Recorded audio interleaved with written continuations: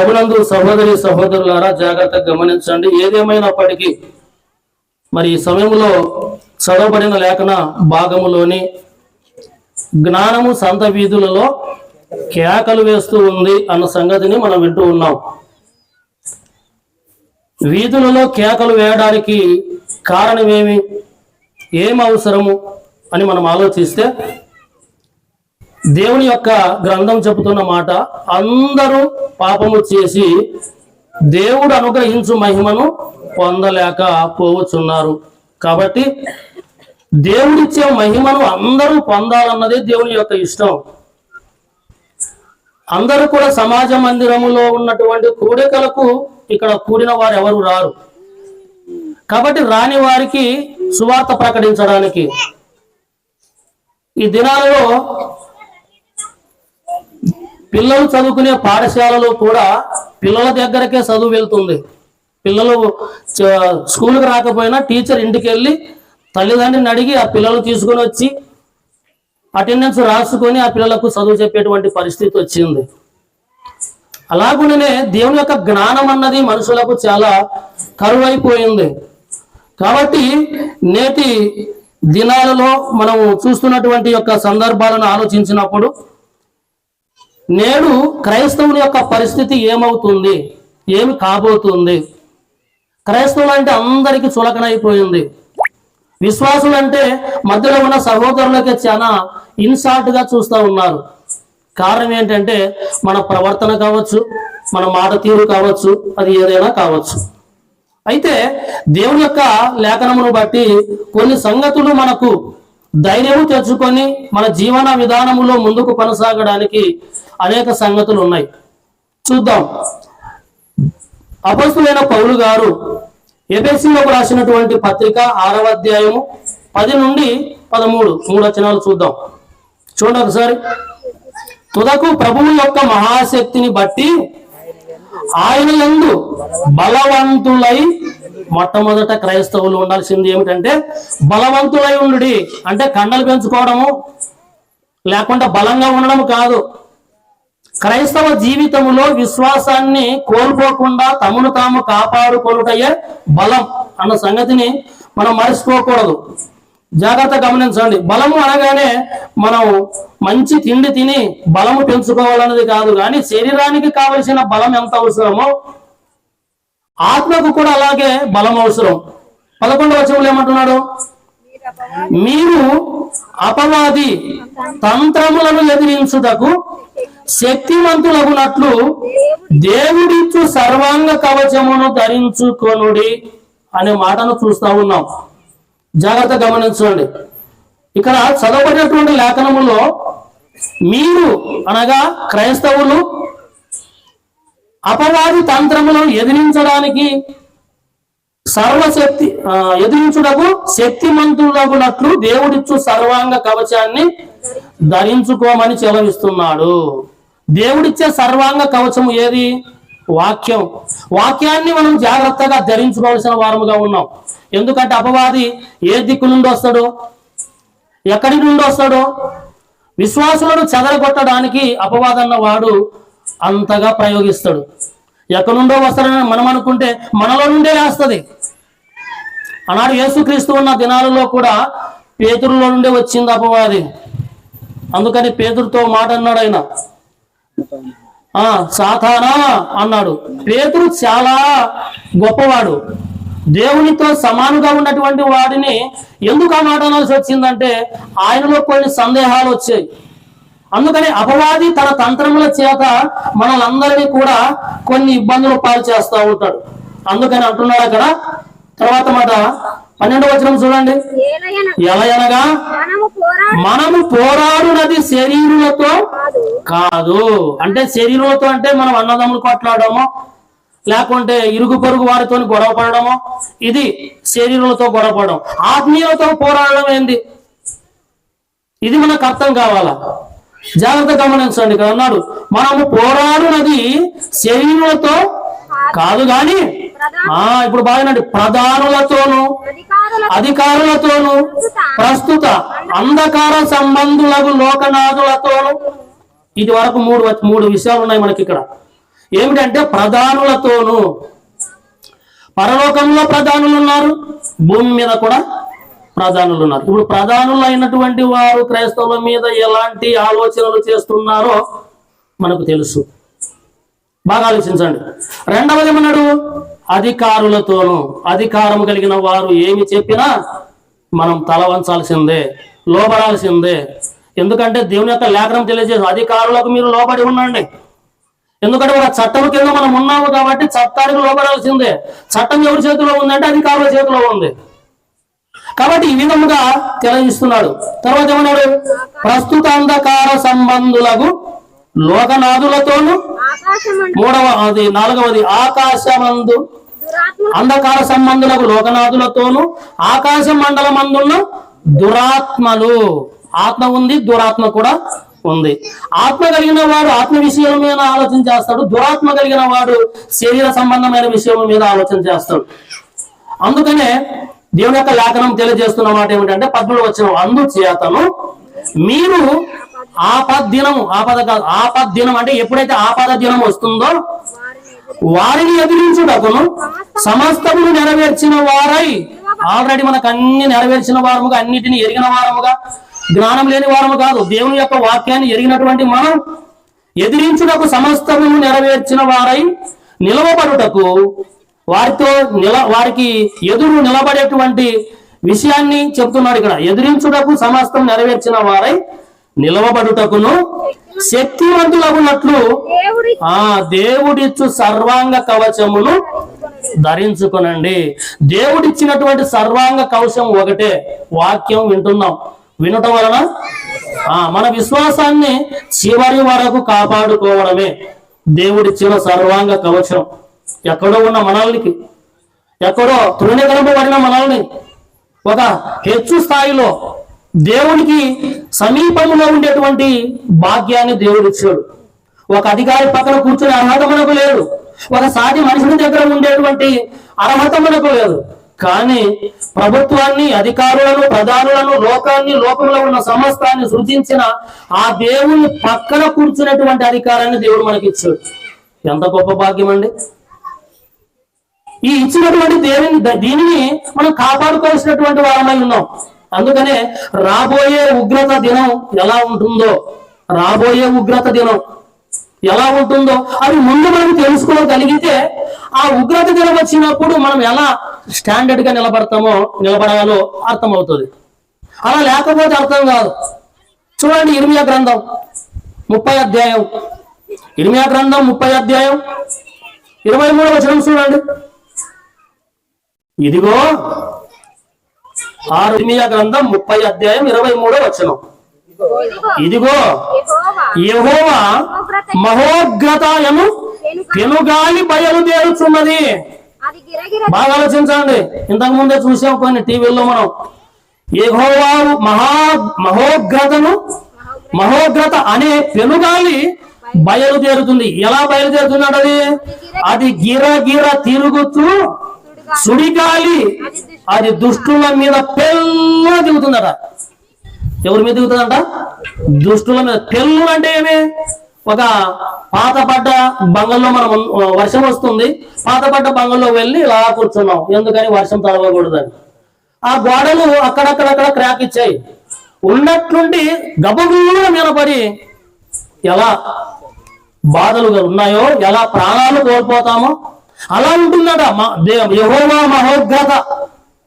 ఆ మహోగ్రత ఎలా వస్తుందంట? ఒక పెనుగాలి బయలుదేరుతూ వచ్చి అది గిర తిరుగుతూ సుడిగాలి, అది దుష్టుల మీద పెళ్ళు అని దిగుతుందట. మరి ఇప్పుడు దుష్టులు ఎవరు? ఆలోచించండి. దుష్టులు ఎవరు? ఎవరి మీదకి వస్తుంది? దేవుని ఎరగని వారు, విశ్వాసము లేని వారు, రక్షణ లేనటువంటి వారే దుష్టులు. కాబట్టి వారి మీదకి వస్తుంది అని చెప్పాడు. మరి దాన్ని మనం తప్పించుకోవాలి కదండి. రాబోయే ఉగ్రత దినం ఎలా ఉంటుందో చూస్తున్నాం. పెళ్ళ దిగిపోతుందట నెత్తి మీదకి. అలాగే మనం అందరం మాయమైపోతాం, అడుగు పడిపోతాం. జాగ్రత్తగా ఆలోచించండి. 24వ వచనం చూడండి. తన కార్యము ముగించు వరకు దేవుడు ఏదైతే తలపెట్టాడో, ఏదైతే చేయాలనుకుంటాడో, తన పిల్లలైనటువంటి వారిని హింసించిన వారైతేనేమి, తన పిల్లలైన వారి మీద అభినందనలు మోపిన వారైతేనేమి, తన పిల్లల్ని చూసి అసహించుకున్న వారైతేనేమి, అపనిందన చేసిన వారైతేనేమి, వీరందరూ కూడా దుష్టులే. అందుకనే దేవుడు దుష్ట లోకాన్ని వదిలిపెట్టడు. బాగా ఆలోచించండి. మనం అనుకుంటున్నాం అందరం కూడా కరుణామయుడు, దయామయుడు, ప్రేమామయుడు, కృపామయుడు, ఎన్ని పేర్లో ఇది మనం పోల్చుకుంటున్నాం. అది గతించిన కాలం వరకే అయిపోయింది ఆ మయుడు మయుడు మయుడు అనేటువంటి విషయం. ఇప్పుడు ఆయన మహా ఉగ్రుడై రాబోతున్నాడు. మహా ఉగ్రుడై రాబోతున్నాడు. అందుకని అన్నాడు ఆయన, తన కార్యము ముగించు వరకు, తన హృదయాలోచనలను నెరవేర్చు వరకు యెహోవా కోపాగ్ని చల్లారదు. అంత్య దినములలో మీరు ఈ సంగతిని, అది జరిగినప్పుడు ఈ సంగతి మధ్యకి వస్తుంది. మనకి ఈ వీధి కూడికలో వచ్చి విన్న వారందరికి అపరాధం వస్తుంది. కానీ ఇప్పుడు అది మనం ఇక్కడ వినకపోతే మనకు తెలియదు ఆ ఉగ్రత దినం ఎలా వస్తుందట. కాబట్టి ఇప్పుడు మనం ఇది బాగా విని మనసులో పెట్టుకుంటే ఆ ఉగ్రత దినం వచ్చినప్పుడు ఏం చేస్తారంటే వీళ్ళందరూ మీరు ఈ సంగతిని గ్రహింతురు అన్నాడు. అప్పుడు గ్రహింపులోనికి వస్తుంది. ఆ రోజు చెప్పింది వాస్తవమే, దేవుడు మాట ఇచ్చాడు, తప్పడు అని అప్పుడు అర్థమవుతుంది. చూడండి ఇంకొక మాట, హెజ్కేలు గ్రంథము 22వ అధ్యాయము 31వ వచనం. కావున నేను నా క్రోధమును వారి మీద కుమ్మరిందును. ఎందుకు కుమ్మరిస్తాంట? వారి ప్రవర్తన ఫలము వారి మీదకి రప్పించి నా ఉగ్రతను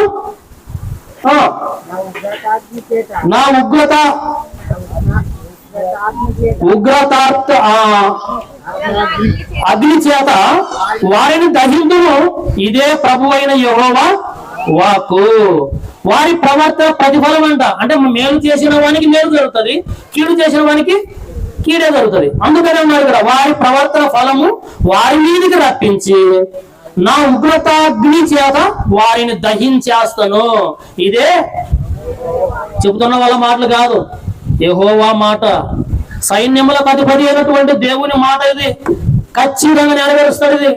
అందుకనే రాబోయే ఉగ్రత దినం ఎలా వస్తుందట, ఇలా భయంకరంగా ఉంటుందట. అందుకని మనం చాలా నిలకడగా ఉండాలని దేవుని యొక్క వాక్యం సెలవిస్తుంది. చూడండి ఏవేలు గ్రంథం 2వ అధ్యాయం 30-32 చూద్దాం. 30 నుంచి 32 వరకు. మరియు ఆకాశమందును భూమిని యందును మహత్కార్యములను అనగా, మహత్కార్యం అంటే ఏమనుకుంటున్నారేమో, అనగా రక్తమును, అగ్నిని, ధూమ స్తంభములను కనుపరచెదను. మనందరికి ఎన్నడూ చూడవు ఇవి. ఏమేమి చూడవు? రక్తం. నీళ్ళు చూస్తే రక్తమే, త్రాగనికి పడితే రక్తమే. ఐగుప్తు దేశంలో జరిగింది ఇది. మోసే కాలములో ఐగుప్తీయుల మీదకి దేవుని యొక్క తెగులు వచ్చినప్పుడు అక్కడ ఆ దేశంలో ఉన్న కుండల్లో పోసిన నీళ్లు రక్తం అయిపోయాయి, ఏరు చూస్తే రక్తం అయిపోయాయి, సముద్రాలు వెళితే రక్తం అయిపోయాయి, తాగడానికి నీళ్లు లేకుండా అయిపోయాయి. అది భవిష్యత్తులో మనం కూడా చూస్తామేమో. జాగ్రత్త గమనించండి.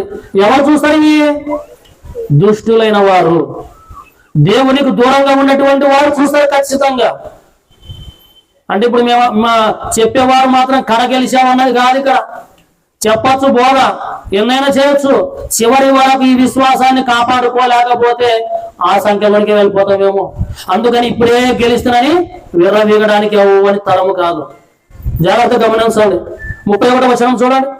యెహోవా యొక్క భయంకరమైన ఆ మహాదినము రాకముందు సూర్యుడు తేజోహీనుడవును అన్నాడు.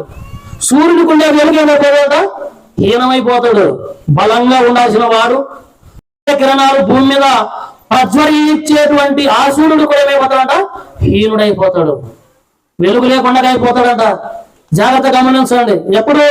యెహోవా యొక్క భయంకరమైన ఆ మహాదినం. ఆయన మహాదినమందు, ఆ రాకముందు, మహాదినము రాకముందు సూర్యుడు తేజోహీనుడవుతాడు, వెలుగు లేకుండా అయిపోతాడు. చంద్రుడు రక్తవర్ణమైపోతాడంట, తెల్లగా ఉంటది. చందమామ రావే జాబిల్లి రావని పాటలు పాడతాం. అప్పుడు రక్తముగా మారినప్పుడు ఈ పాట రాదు మన నోట. మహాభయంకరమైన దినం అది, యెహోవా ఉగ్రత దినం. గుండెలు బాదుకుంటాం, గుండెలు డామా డమా డమా డమా కొట్టుకుంటాయి. జాగ్రత్తగా ఆలోచించండి, అంత భయంకరంగా ఉంటుంది. అప్పుడు వర్షాకాలంలో వచ్చే మెరుపునే, వచ్చే ఉరుమునే వినలేకపోతాం. ఆయన వచ్చిన దినం ఎలా ఉంటుందో తెలుసా? భయంకరంగా ఉంటుందని చెప్పారు దేవుని యొక్క లేఖనంలో. అందుకని అంటున్నాడు ఆయన తర్వాత మాట, యెహోవా సెలవిచ్చినట్లు సియోను కొండ మీదను యెరూషలేములోను తప్పించుకొనిన వారందరూ అన్నాడు. చూడండి, యెహోవా సెలవిచ్చినట్లు యెహోవా కొండ మీదను యెరూషలేములోను తప్పించుకొనిన వారందరూ, శేషించిన వారిలో, తప్పించుకొని ఇంకా మిగిలిన వారిలో యెహోవా పిలుచువారు కనబడుదురు. ఆ దినమున యెహోవా నామమును బట్టి ఆయనకు ప్రార్థన చేయు వారందరూ ఏమవుతారు? రక్షింపబడతారు. అంటే అందరూ ఆ భయంకరమైన ఉగ్రత నుండి తప్పించుకున్న వారు ఎవరు అంటే మరి విశ్వాసులే. అలాంటి విశ్వాసులైనటువంటి వారందరూ ఏం చేస్తారంట? యెహోవా సెలవిచ్చినట్లు యెహోవా సియోను కొండ మీదను యెరూషలేములోను తప్పించుకొనిన వారందరూ, తర్వాత శేషించిన వారిలో యెహోవా పిలుచువారు కనబడుదురు. మత్తయి సువార్త 11:28 పిలిచాడు ప్రభువైన యేసుక్రీస్తు ఏమని? ప్రయాసపడి భారమును మోసుకొని ఉన్న సమస్త జనులారా రండి, నేను మీకు విశ్రాంతిని కలగజేతును. నేను సాత్వికుడను, దీన మనసు గలవాడను.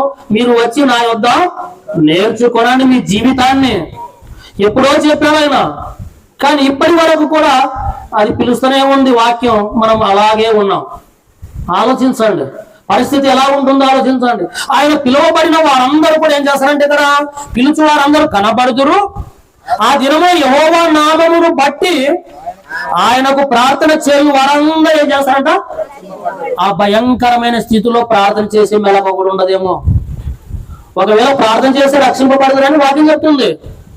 ఆ సమయంలో చాలా మంది మనకు కూడా బాగానండి, నిండు చూడాలి, ప్రసవ వేదన కలిగింది, ఎవరికైనా కొంచెం ప్రార్థన చేయండి అనే మాట రాదు. తొందర అంబులెన్స్ కన్నా ఫోన్ చేయండి, ఆటన పిల్లండి, వెళ్ళిపోతాం అంటాం. అంటే ఒక ప్రసవ వేదన విషయంలోనే మనం ఎంత అజాగ్రత్త పడి మనం డాక్టర్ని కలిసడానికి ప్రయత్నం చేస్తాము, కానీ ప్రార్థన చేయడానికి మనసు రాదు, జ్ఞాపకం రాదు. ఎందుకంటే ఆ సమయంలో తల్లికి గాని తండ్రికి గాని వాళ్ళందరికీ కూడా ఒక ఆందోళన, ఎలా ఉంటుందో ఎలా లేదు, అలా జరుగుతుందో ఇలా అని చాలా భయం. దీనికే మనము దేవుడు మతికి రాడే. ఆ ఉగ్రత వచ్చినప్పుడు దేవుడు ఈ భూమి మీద ఉన్న పంచభూతాలను మన మీదికి పురికొల్పినప్పుడు ఈ పంచభూతాలు ఏమైతే మనం ఎక్కడ ఉంటాం చెప్పండి. ఆ సమయంలో ఇక్కడ అన్నాడాయన, ఎక్కడ? సియోను కొండ మీదను యెరూషలేములోను తప్పించుకున్న వారందరూ, శేషించిన వారిలో యెహోవా పిలుచు వారు కనబడుదురు. ఆ దినమున యెహోవా నామమున బట్టి ఆయనకు ప్రార్థన చేయు వారందరే. మరి మిగతా వారు అంతే సంగతులు. అందుకని విశ్వాసం అన్నది మన చివరి మరణము వరకు, తుది శ్వాస వరకు మన విశ్వాసాన్ని కాపాడుకోగలిగితేనే రక్షింపబడినట్లు. ఇప్పుడు ఆల్రెడీ రక్షణ వచ్చింది. బాగా ఆలోచించండి. తండ్రి, కుమార, పరిశుద్ధాత్మ నామములో బాప్తిసం పొందిన వారందరూ రక్షింపబడి ఉన్నారు. రక్షణ వచ్చింది, కానీ రక్షణను కాపాడుకోవాలి. రక్షణ ఒక గొప్ప సదవకాశాన్ని మనకి ఇచ్చారు. ఆ అవకాశం దొరికింది కానీ ఇష్టం వచ్చినట్లుగా కాదు, దాన్ని కాపాడుకోవడమే నిజమైన రక్షణ అన్న సంగతిని మనం గమనించాలి. చూడండి, ఆమోసు గ్రంథము 5వ అధ్యాయం 18-19 2 వచనాలు చూద్దాం. యెహోవా దినము రావలెనని ఆశ పెట్టుకొని ఉన్నవారలారా, మీకు మేమైతే రెడీగా ఉన్నాం, బట్టలు వేసుకునే పెళ్లికి సిద్ధంగా ఉన్నాం, లారీ కదిలి కదిలి కదిలి అంటాం. ఆ పెళ్లింటి వాళ్ళు ఏం చేస్తారు? పిలువబడిన వారు ఇంకా చాలా మంది ఉన్నారు, వాళ్ళు కూడా వస్తే పోదాము అంటాం. కానీ వచ్చేవని తెల్లా, టైం అయ్యేదని తెల్లా, ఇంకెందుకు రావడం లేదు అని అంటాం. అలాగే సిద్ధంగా ఉన్నటువంటి వారు, రక్షణ పొందినటువంటి వారు, ఆ మహాశ్రమలను చూడకుండా త్వరగా వెళ్ళిపోవాలని ఆశ కలిగిన వారు చాలా మంది ఉన్నారు. అంటే దేవుని యొక్క ఉగ్రత దినము రాకముందే వీళ్ళు ఏం చేస్తున్నారంటే యెహోవా దినము రావాలని ఆశ పెట్టుకుని ఉన్నవారులారా, మీతో పాటు చాలా మంది ఉన్నారు, వాళ్ళందరూ నశించడం దేవునికి ఇష్టం లేదు. వాళ్ళకి రక్షణ కావాలా?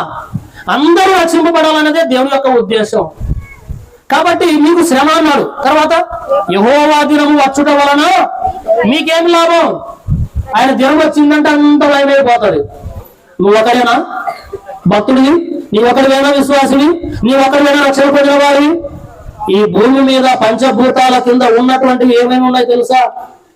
ఆకాశ పక్షులేమి, భూ జంతువులేమి, పాకు పురుగులేమి, మనుషులేమి, పిల్లలు, తల్లులు, గర్భవతులు, చిన్నబిడ్డలు, పాలించుతారు, ఎంతమంది, ఎంత ప్రపంచం మీద ఆలోచించండి. కానీ నీవేమో యెహోవా దినము రావాలని అనుకుంటున్నావు. కానీ అది వస్తే నీకు ప్రయోజనం? ఎన్నో ప్రాణాలు గాలిలో కలిసిపోతాయి, భయంకరంగా మాడిపోతారు. చేపలు తెచ్చి ఫ్రై చేసి ఎలా మాడిపోతుందో అంతకంటే ఎక్కువ మాడిపోతుంది. అవన్నా మనకు ముక్కలు కనపడతాయి, మన ముక్కలు కూడా కనపడవు. అలా అయిపోతుంది ఆయన ఉగ్రత దినం. మనం పెట్టిన మంట ఇది, ఆ మంటలో మనం పోసిన నూనె. కానీ దేవుని యొక్క ఉగ్రత దినం అందు చాలా భయంకరం. అందుకనే ఆ దినం రావాలని ఆలోచన చేద్దండి, అలా కొరకు రావాలని ప్రారంభం చేద్దండి. అది మీకు ప్రయోజనమేమి? అది వెలుగు కాదు, వెలుగు కావాలని. కరెంటు వెనక ఎప్పుడు వస్తుందా అని ఎదురు చూస్తాం. దేనికని?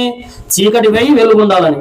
కానీ అలా రావాలని కోరుకోవడానికి అది వెలుగు కాదు, అంధకారము. భయంకరం. అంధకారం అంటే భయంకరం.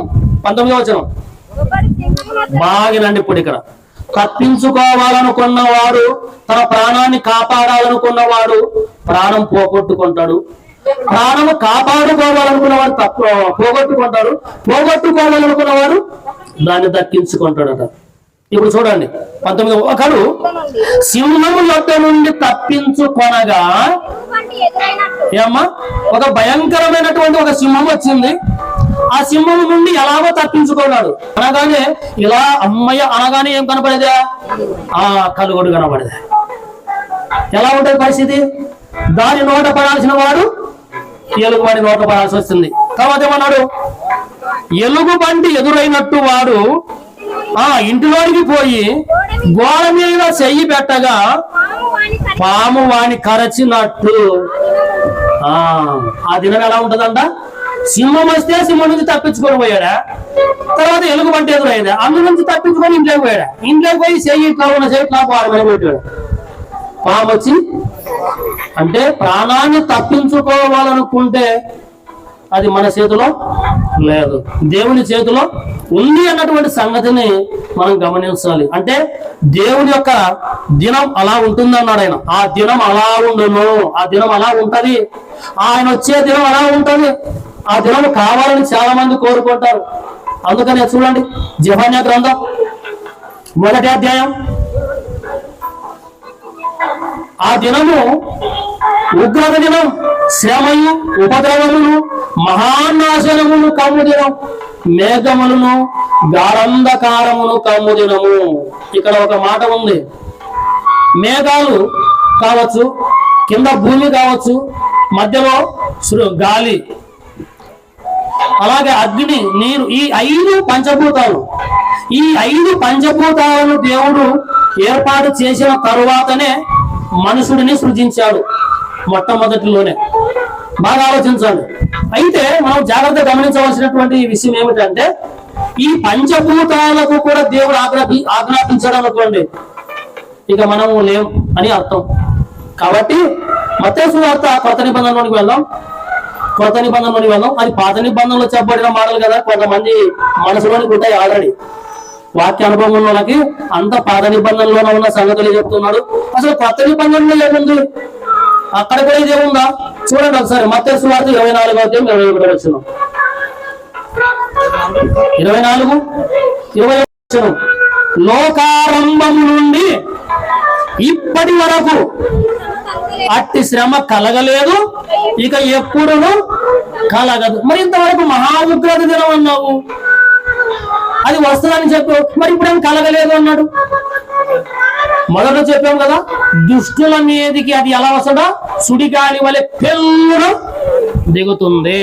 ఇప్పుడు యేసుక్రీస్తు వచ్చిన తర్వాత ఆయన తన అమూల్యమైన రక్తము చేత మన పాపాలన్నీ కరిగేసి మనల్ని ఇప్పుడు పరిశుద్ధులుగా చేశాడు. పరిశుద్ధులుగా ఉన్నటువంటి వారి మీదకి అది ఏమంటున్నాడు కదా, అట్టి శ్రమ కలగలేదు, ఇక ఎప్పుడు కలగదు అని సెలవిచ్చాడు. లూకా సువార్త 21వ అధ్యాయం 35, 36. మత్తయి, మార్కు, లూకా. కొత్త నిబంధన గ్రంథంలో లూకా సువార్త 21వ అధ్యాయము 35, 36. ఆ దినము భూమి అందంతగా నివసించు వారందరి మీదకి, ఎక్కడెక్కడంటామా, ఆ దినము భూమి అందంతగా నివసించు వారందరి మీదకి ఏమొస్తుందంట? తొందరగా అకస్మాత్తు, కన్ను మూసి కన్ను తెరిచే లోపలే అకస్మాత్తుగా వచ్చును. కాబట్టి మీరు జరగబోవు వీటిని ఎల్లరూ తప్పించుకొని మనిషి కుమారుని ఎదుట నిలవబడుటకు శక్తి గలవారమగునట్లు ఎల్లప్పుడూ ఏం చేయాలంట? ప్రార్థన చేయుచు మెలకువగా ఉండండి. ఎలా ఉండాలంటమ్మా? ప్రార్థన చేస్తూ మెలకువగా ఉండాలంట. ఎందుకని? జరగబో వాటన్నిటిని తప్పించుకొని మనిషి కుమారుని ఎదుట నిలవబడడానికి ఏం కాదు ఇప్పుడు? శక్తి. అంటే ఏ శక్తి? మనకున్న బలము కాదు, విశ్వాసములో శక్తి ఉండాలా. మన జీవితంలో విశ్వాస జీవితాన్ని బలపరుచుకునేటువంటి వారముగా ఉండాలి.